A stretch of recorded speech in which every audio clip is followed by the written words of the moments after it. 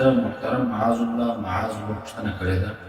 که یو څوک په ناحقه قسم واخلي او په زړه کې انشاءالله ووایي او بیا مقابل شخص ته هم ووایي چې ما ته بخښه وکړه کوم شی چې ته غواړې هغه زما سره سته نو اوس پر دغه نفر باندې د دغه قسم فدیه سته که نه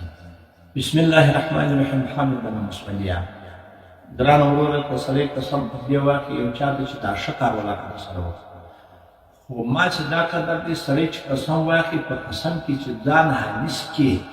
دوې ګناوې دي پر هند سم ګناوې دي کفاره هم او که پر خیر قسم واخلي زه د پلاني سره ولاکه دا خیر وکړم وروسته ځان حدیث کې په هند کې ثواب دی خو کفاره دا یوه خبره ده دا په هر وخت کې کفاره د کفارې څه نه خلاصي دومه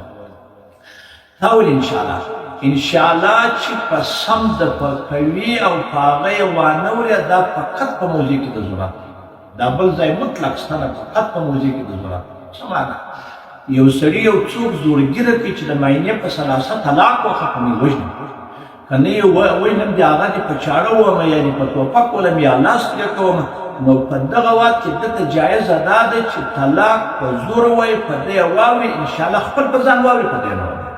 هغه په داسې ځای کې انشاءالله او که چیرې راولاړ سو عام قسم چې څه عذر نه دی ضرورت نه دی دی وژني نه دی ویي نه دی ټکوي نه تر هغه وخته پورې انشاءالله هغه دغه قسم نه ده پکې تر څو چې لکه قسم چې په هغه سړي واورې انشاءالله هم به وانه وري خامخا به انشاءالله هم واوري انته چې یو چا ته قسم واخلې په هغه مجلس کې مجلس به هم نه بدلېږي په هغه مجلس کې به ته انشاءالله وایې او په هغه به اورې هم او که عذر و د عذر په صورت کې دغه هیله ماشي هغه هم دغه ځای چې هغه د علاج لپاره یو ظالم پر تا پېښ شوی ستا سره ظلم کوي د ظلم په خاطر بره ته د طلاق ته په زوره واخه انشاءالله پټ ووایه طلاق نه راځي